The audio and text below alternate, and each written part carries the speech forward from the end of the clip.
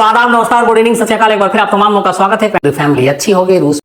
तो आज की कहानी सेकंड वर्ल्ड वॉर की है, लेकिन ये कहानी जंग की नहीं है। कहानी एक ऐसे सिपाही की है, एक ऐसे फौजी की है जिसकी बहादुरी, जिसके लिए उसके सीनियर का आदेश, ऑर्डर, मतलब गीता और कुरान से कम नहीं। उसने ये तय किया कि जो उसे फरमान दिया गया, ऑर्डर दिया गया है, वो उससे पीछे नहीं हटेगा। और इस चक्कर में, अनजाने में, गलती से वो 29 साल तक जंग लड़ता रहा। 29 साल तक उसी फौज या फौजी की वर्दी को पहने रहा।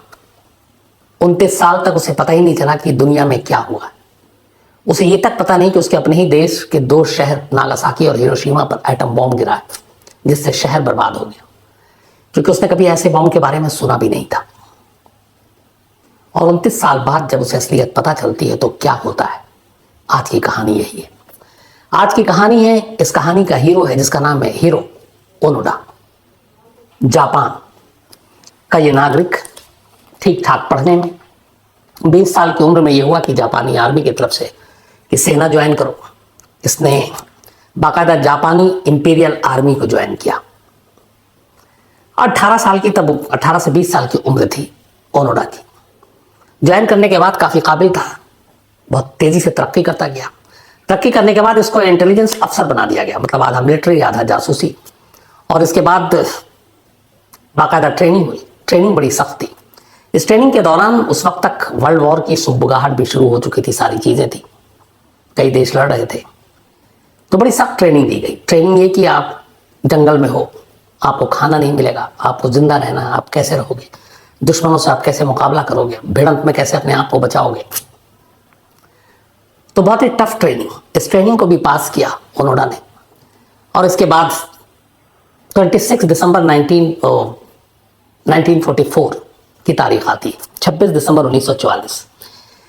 हीरो ओनोडा और उसके कुछ साथियों को इसी ग्रुप से, जहां से वो ट्रेनिंग ली थी, उस ट्रेनिंग में कुछ लोग उसके जो साथ थे, इन्हें फिलीपींस के एक आइलैंड पे, एक द्वीप पे भेजा जाता है जिसका नाम था लुबांग।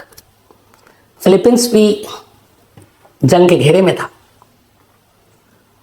तो ओनोडा वहां पहुंचता है अपने कुछ दोस्तों के साथ, और इसे कहा जाता है, इसके जो कमांडर थे उन्होंने कहा कि वहां जाकर तुम्हें अमेरिकी सेना से लड़ना है, क्योंकि वहां अमेरिकी सेना फिलीपींस में इस लुबांग द्वीप पे कब्जा करने की कोशिश करेगी। जापान के कुछ सैनिक ऑलरेडी पहले से उस द्वीप पर थे, बट इनको अलग से और भेजा गया लोगों को, ताकि अमेरिकी सेना का मुकाबला कर सके। 26 दिसंबर 1944 को जब ये लोग निकलने लगे फिलीपींस के इस द्वीप पर जाने के लिए, तो इनके कमांडर ने इन्हें कुछ बातें कही।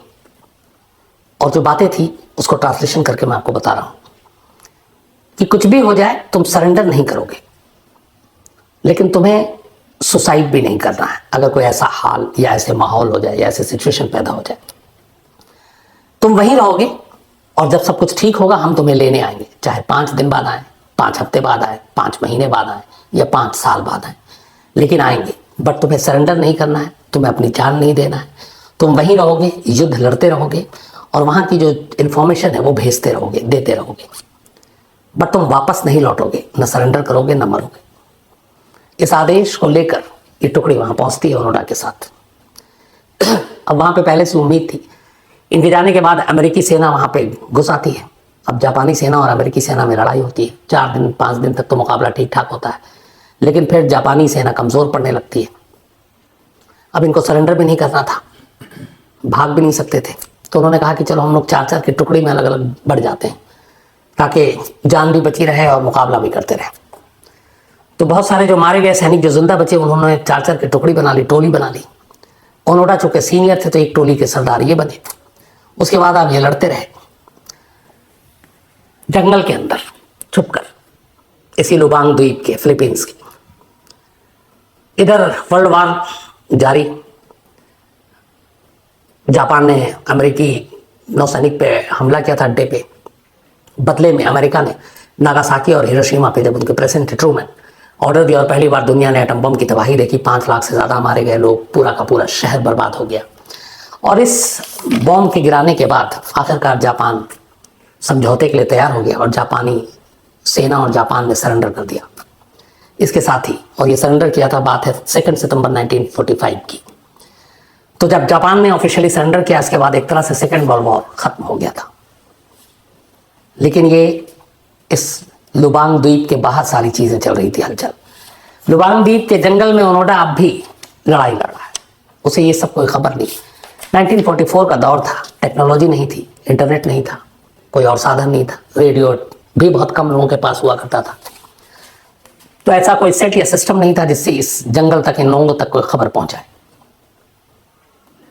ओनोडा को भी लग रहा था कि सेकेंड वर्ल्ड वॉर जारी है, और ये उम्मीद थी कि जब जंग खत्म होगी तो कोई ना कोई उनका जो जापानी सेना के लोग हैं वो उन्हें लेने आएंगे। इसी गलतफहमी में वो अपना उसी फौजी वर्दी में लड़ता रहा, जंगल के अंदर छुप छुप कर। कोई खबर देने के लिए आया नहीं था। इस दौरान में जंगल के अंदर जाकर लड़ाई लड़ते लड़ते वक्त बीतता रहा, और इस वक्त बीतने के बावजूद ओनोडा को कोई जानकारी नहीं मिली कि बाहर की दुनिया में क्या हो रहा है। 44 से 45 हो गया, 45 से 46 हो गया, करीब 49 आ गए, जंग खत्म हुए हुए 1949। इस दौरान में अब जंगल के अंदर रहना, खाना पीना बड़ा मुश्किल, ट्रेनिंग लेकिन मिली थी। तो जंगली केले, नारियल का पानी या कुछ और मिल जाए, जंगली जानवर, यही सब खा पी कर जिंदा रहना पड़ रहा था। इस दौरान में एक साथी की मौत हो गई, एक साथी ने सरेंडर कर दिया बाद में। अब एक बचा खाने पीने के लिए। कई बार जंगल के आसपास जो गांव होता था, ओनोडा और उसके साथी उस गांव पे धावा बोलते हथियारों के साथ, और वहां से खाने पीने का सामान लूट कर ले आते। इस दौरान में कई बार झड़प हुई, कई गांव वालों की जान भी ली इन लोगों ने। तो ये सिलसिला चलता रहा। इस दौरान में गांव वालों ने शिकायत की कि कई बार जंगल से हमारे ऊपर हमला किया जाता, अनाज लूटे जाते हैं, और हम विरोध करते हैं तो गोली मारी जाती है, और कई गांव वालों की इस तरह से मौत हो गई। फिलीपींस की सरकार को लगा कि ये कुछ जाहिर सी बात है, अंदर में कोई ऐसे लोग हैं, तो फौजी है, उन्हें शायद पता ना हो।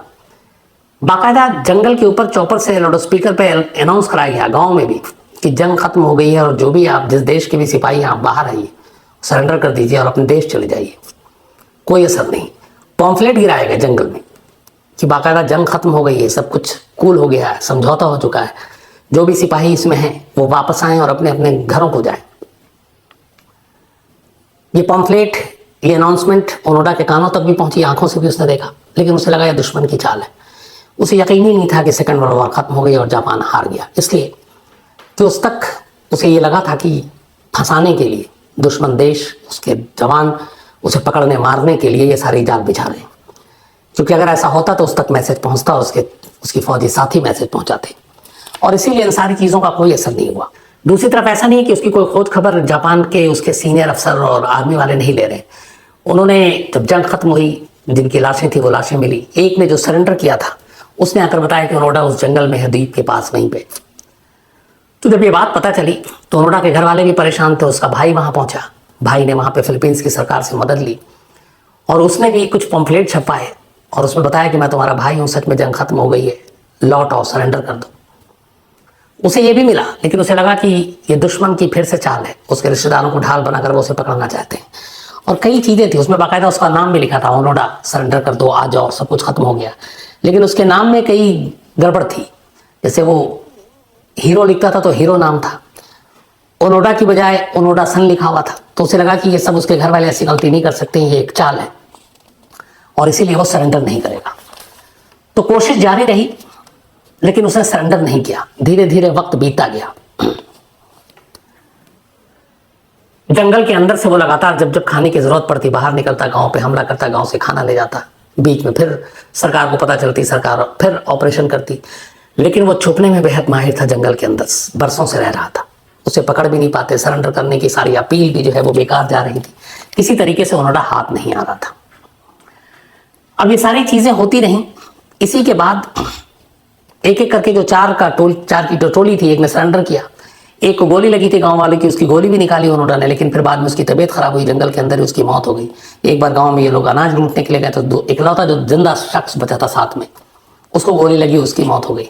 तब ओनोडा पूरे जंगल में अकेला था, और अकेला ही लड़ रहा था, और अकेला ही इस गुमान में था कि जंग जारी है और मैं ड्यूटी पे हूं, मैं अपने देश के लिए लड़ रहा हूं। इसी दौरान में कहानी में अब एक नया मोड़ आता है। जापान का एक स्टूडेंट, एक सिटीजन, वो दुनिया भ्रमण पे निकलता है, वर्ल्ड टूर पे, और 3 टारगेट थे उसके। एक उसने ये कहानी सुनी कि एक जापानी फौजी है जो जंगल में है और उसे यही पता नहीं, सरेंडर भी नहीं कर रहा है, ओनोडा। उसको ढूंढना, एक उसको यति को ढूंढना था और एक और उसका एक मकसद था।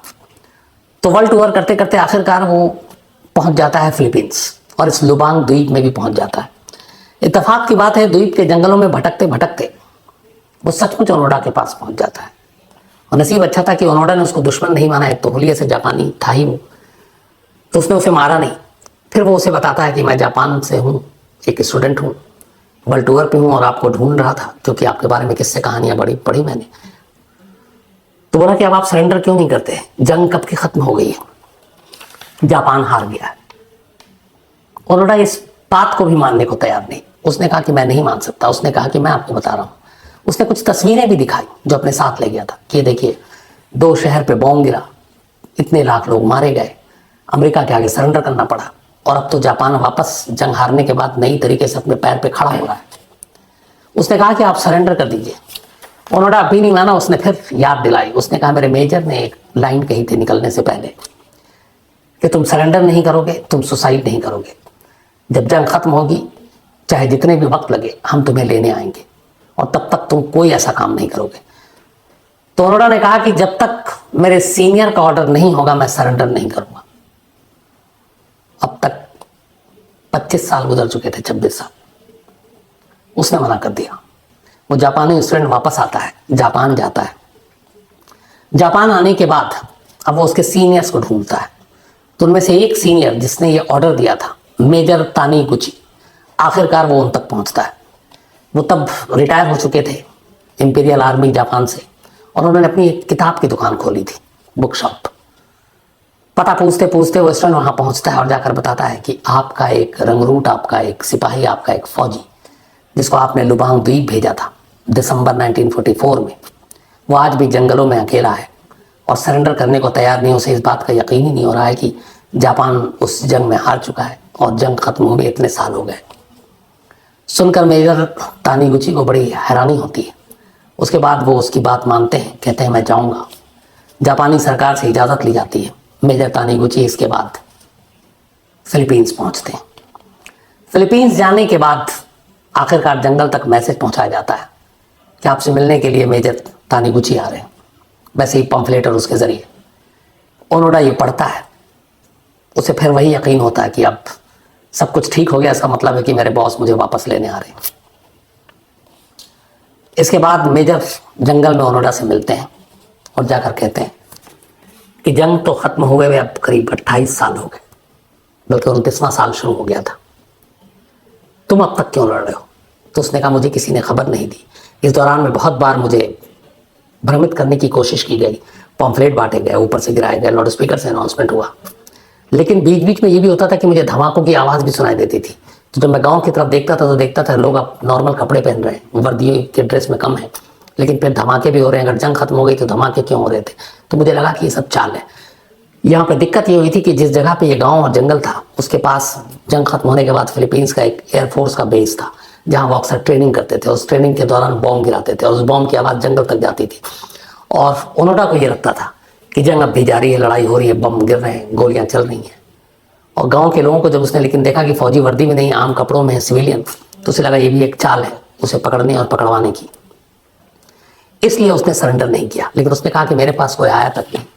फिर उन्होंने पूरी बात बताई कि 2 शहरों पे कैसे बॉम्ब गिरा, कैसे बर्बाद हो गया, अब जापान कितना आगे बढ़ चुका है, साइंस टेक्नोलॉजी में तरक्की कर रहा है।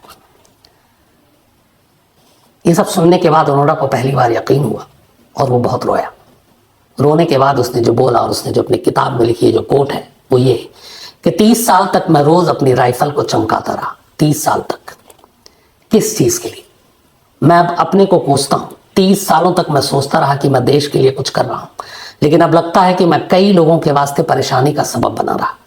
गांव के बहुत सारे लोगों की उसके हाथों जान गई थी। अपने मेजर के आदेश के बाद आखिरकार वो तारीख आती है 9 मार्च 1974।